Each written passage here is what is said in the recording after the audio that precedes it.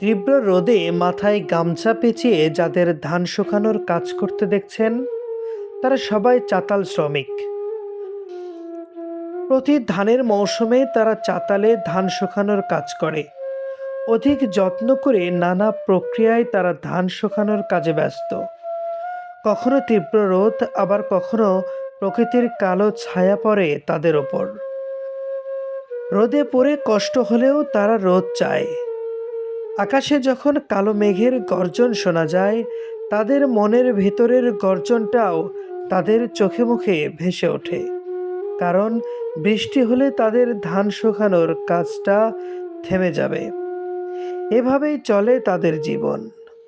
কাজের ফাঁকে সুযোগ বুঝে সবাই একসাথে খাবার খেতে বসে।